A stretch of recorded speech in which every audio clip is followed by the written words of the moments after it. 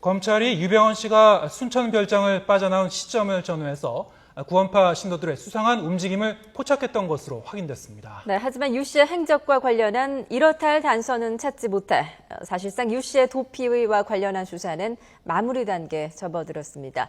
앞으로 수사는 유 씨 일가에게 세월호 사고의 책임을 묻기 위한 숨은 재산 찾기에 집중될 전망입니다. 특별수사팀이 있는 인천지검으로 가보겠습니다. 한현희 기자. 네, 인천지방검찰청입니다. 네, 구원파 신도들의 수상한 움직임, 이게 어떤 내용입니까? 네, 유병헌 씨가 숨어있던 순천 별장과 관련된 내용입니다. 검찰은 지난 5월 25일 이 별장을 압수수색했는데요.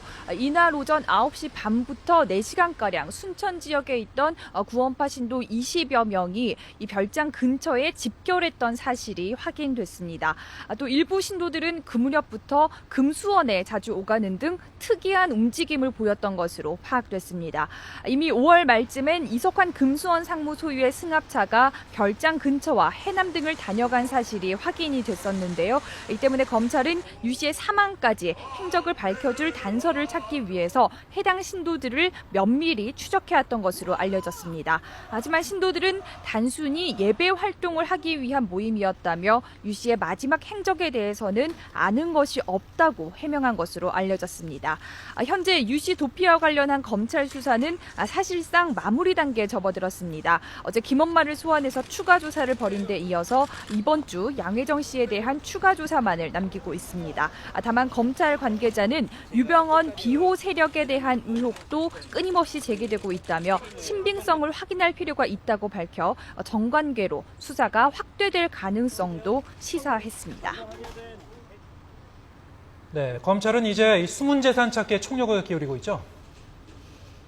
네, 그렇습니다. 유병헌 씨 일가에 대한 수사가 시작된 이유가 세월호 사고의 책임을 묻기 위한 것이었는데요.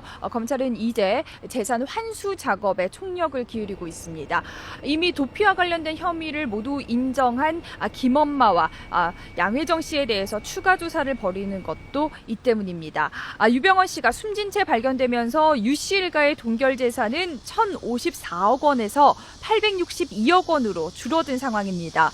유 씨와 함께 횡령과 배임 혐의를 받고 있는 장남과 차남, 장녀 등 3명의 상속분에 대해서만 동결 청구가 받아들여졌기 때문인데요. 검찰은 정부가 구상권 청구 소송을 위해서 유 씨 일가 재산 전체를 감유하고 있기 때문에 문제될 것은 없는 상황이라고 밝혔습니다. 또 아직 경영의 핵심이라고 할 수 있는 차남 혁기 씨나 김혜경 씨, 김필배 씨에 대한 조사는 이루어지지 않은 상황이기 때문에 이들을 붙잡아서 직접 조사할 경우 유 씨 일가의 범죄 액수가 더 커질 것으로 기대하고 있습니다. 문제는 이들 모두 해외에서 잠적해 신병 확보가 어렵다는 점인데요. 검찰은 미국과의 사법 공조를 통해서 혁기 씨 검거에 최대한 노력하고 있다고 설명했습니다. 수사나 책임 재산 환수를 위해서 혁기 씨 등 해외에서 잠적한 이들의 검거가 더욱 중요해지고 있습니다. 지금까지 인천지방검찰청에서 YTN 한현입니다.